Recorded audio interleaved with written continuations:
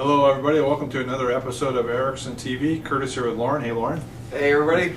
Hey Lauren, for the last few weeks there's been lots of conversation about taxes. Right.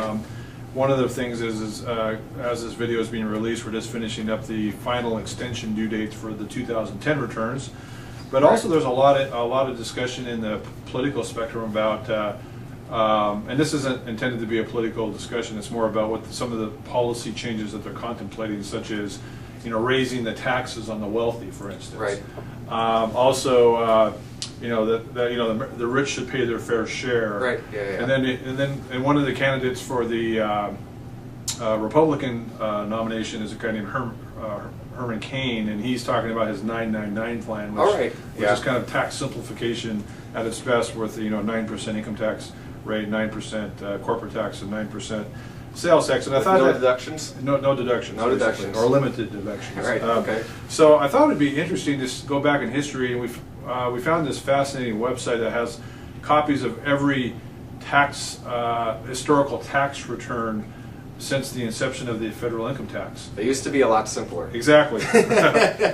So I thought this would be part review of history, but also part kind of humor, because to me some of this is kind of interesting and funny. But I picked up the tax return for the very first year, 1913, and I don't think, Kelsey, you can see this very well, but you can see that this is one of 3 pages. This was the entire tax return. And that was the maximum entire tax return. Right. There's nothing else you could fill out.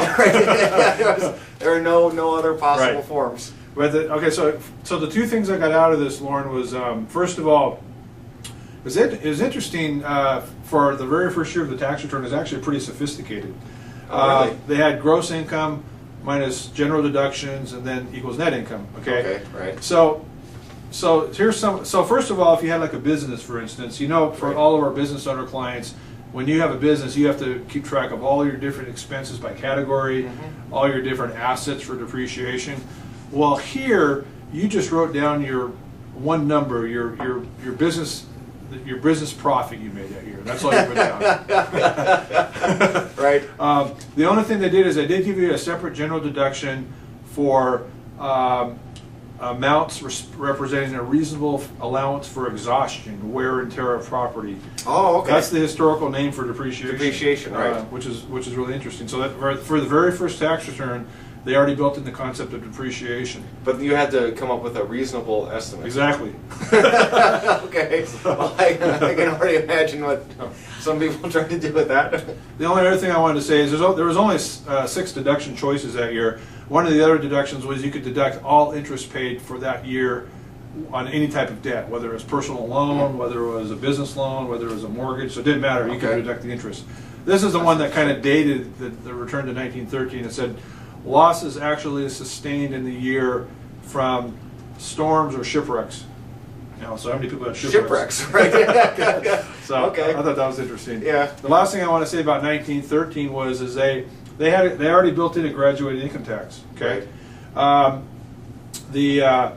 The flat tax. Bear with me here.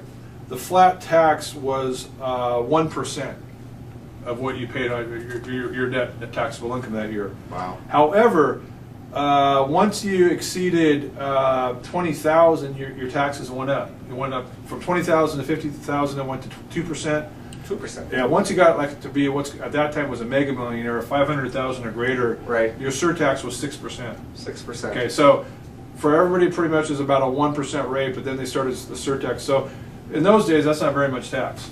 That's true. All right. Although with the lack of deductions, there might have been some wealthy people at that time who paid more taxes than some wealthy people pay today. Okay. So then to kind of finish off this episode, I thought, okay, let's roll the. I kind of picked a random year that was kind of a similar time frame than we are now, and I picked the middle of the Great Depression, 1936. Oh, right. So this was after the big kind of decline, and we started seeing a little recovery. And I'm not saying we're in a depression right now, but kind of the same idea. Right, yeah. But some of the motivations would be that they were probably having deficit problems. Right.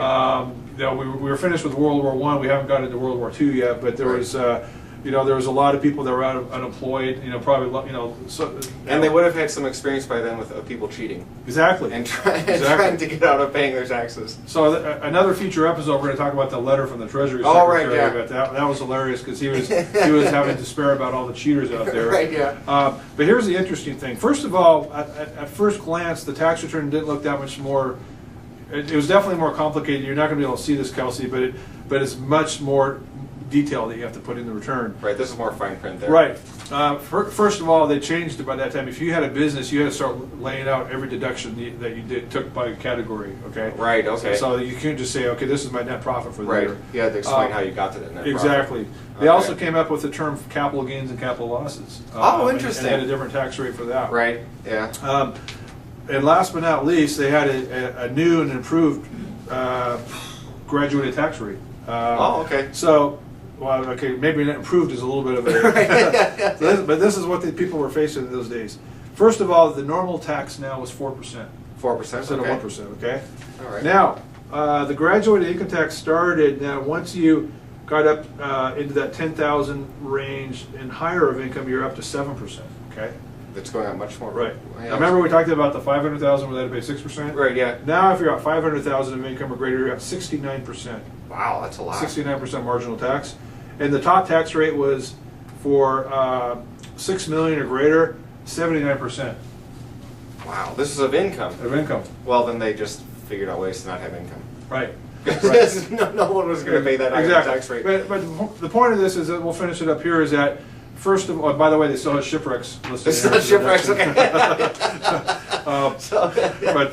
But by the way, I think the point of this is that it's interesting to study history. It's right. interesting to study the foundation that every year from the first year on, taxes got more complicated. Yeah, that's true. Not right. every year, but you saw how rapidly rates went up for certain income taxpayers. Right. And then later on, for those high rates, it went down again and to where we're at today.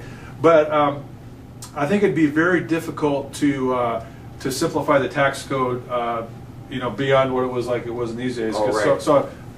Somebody like Herman Cain's plan is going to be very difficult to get through, I think.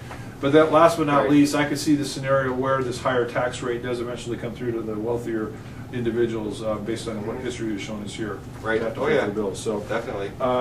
Anyway, so I thank you for watching this episode, and we'll see you next time at Erickson TV. Bye now. Yeah, see you next time.